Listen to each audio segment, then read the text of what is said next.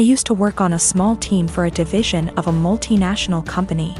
We used to primarily be staffed by what were called old-timers. Basically people who were close to being of a pensionable age who didn't want the hustle. That culture shifted and a lot of young blood has been brought in. I formerly worked there and was given a lateral move out. A colleague, Tina, still works there. Recently an opening for director came up and Tina came to me for help. She's been doing overtime and working hard to get noticed for this position.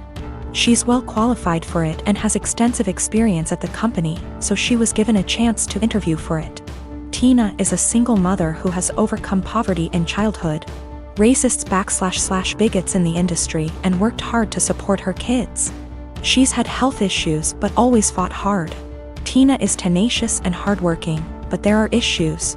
She struggles in some areas, and while she'd definitely make a great director as she's contentious, kind and courteous, the role is evolving and may be a bit of a stretch. Nonetheless, I helped her with her application and presentation. Beyond being colleagues, she and I are friends. We spend a lot of time outside of work together. We're the only women of color in our respective areas, and share a lot of our deep feelings and thoughts. She worked hard and put together a good presentation. I was really proud of her. She presented this morning at 9:30 and got through it and was out by 10 o'clock. Most of the other applicants were internal and interviewed yesterday, but one person was recommended by a senior VP in a different department. The guy who was recommended is a 30-year-old hotshot. I think he may actually be in his late 20s. He will soon graduate from an Ivy League MBA and is the definition of corporate style. They gave him a last-minute presentation slot immediately following Tina. I attended all of the presentations. I am not on the hiring committee, but was there to support Tina and see how the presentations went. When the hotshot gave his presentation, it wasn't even close.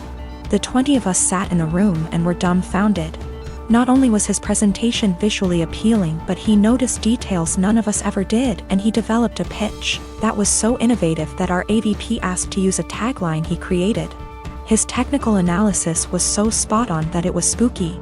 He understood issues facing our business unit without having to be told and had ready solutions to solve the problems.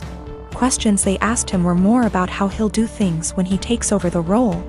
It was made very clear to him that this was his job, and they even provided an unofficial tentative start date.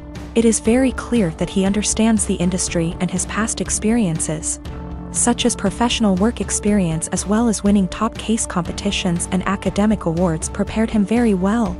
The presentations were in totally different leagues. After he finished, he made a self-deprecating joke and took questions. He thanked us and left.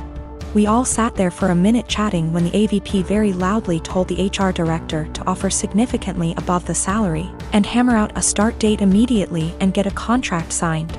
The VP who recommended him knew him from the MBA program, as the VP is a case coach there. He said he'd be his reference, and they are skipping all the formalities and going right to the offer. Tina has no idea. She was so happy with her performance, and she's sure she nailed it. She did well, about as well as the other candidates, but this guy is out and out in a different league. Just based on that, I too would hire the other guy. She's sitting on cloud 9 at her desk and planning a celebratory dinner to celebrate her performance. She was told decisions would be made in a couple of weeks. At this rate, it's likely she'll be informed that she didn't get the job well before 5 p.m. I really don't know what to do or say. If she asks, should I be honest about this guy's presentation? Should I avoid her the rest of the day? I want to support her, but have no idea how to even begin talking to her. There's this girl that lives in my uni halls. We're not roommates, but we are flatmates. We are both 19 years old. Let's name her Kaya. I met her in September when we started university and moved into halls. We're not best friends, but we are friendly. We don't really spend much time together. Over time, my friends noticed that Kaya tried to copy me in everything. It started slowly, accessories and some clothes. Nothing major. I didn't even notice until people started pointing it out to me. I have a rather distinct style and she started copying it. I don't know the style and she's free to wear what she likes, but it's the exact same copies of my outfits, which is very odd. But then, it started going further. I dyed my hair, she dyed her hair, I bought something for my room, she bought the same thing. I started chatting with a guy. She became obsessed with that guy to a point that whenever I had a male friend or guy I was interested in over, she would go out of her way to try and get their attention, coming down to the kitchen in nothing but a towel. She never used to do it, etc. And she would do anything to attract attention. Now, don't get me wrong, I couldn't care less if the guy was looking, and even if it was my boyfriend looking.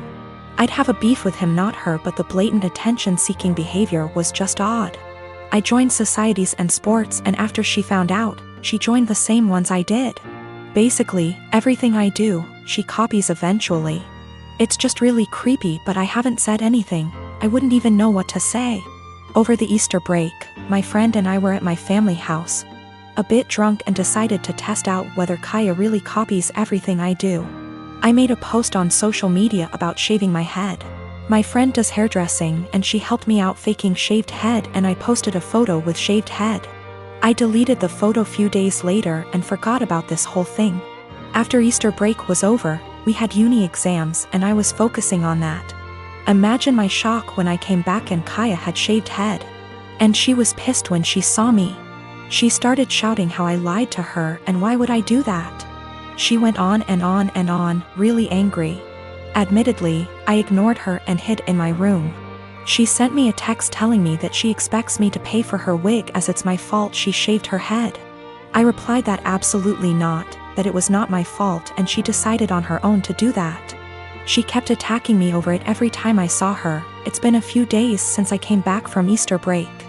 My exams start tomorrow, and yesterday I received an email from my university asking me for a meeting over the issue.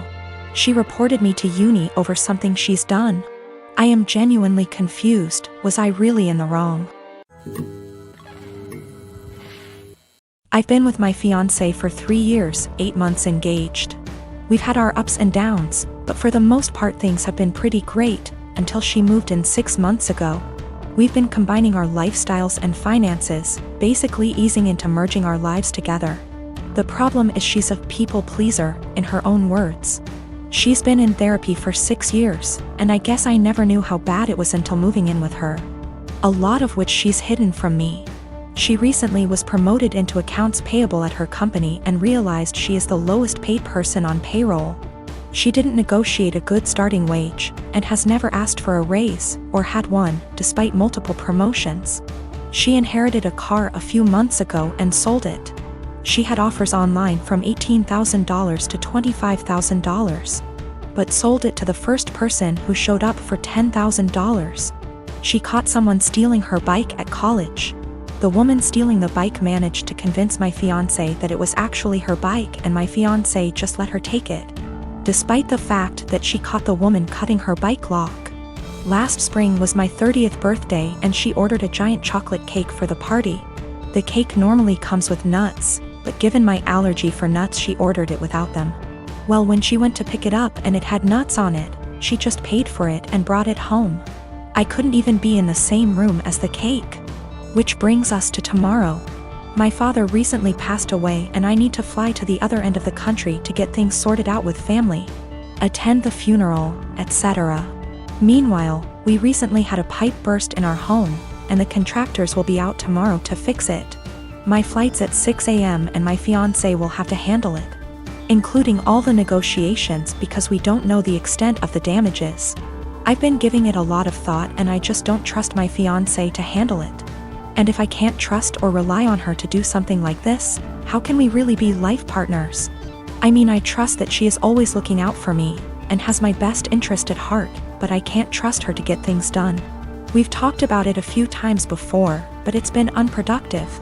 She's convinced she's just being nice and doesn't like confrontation, then brings up examples of extremely confrontational people. I think she puts her aversion to conflict above her / our long-term goals, and she needs to find a happy medium. She doesn't understand how negatively this is impacting her life.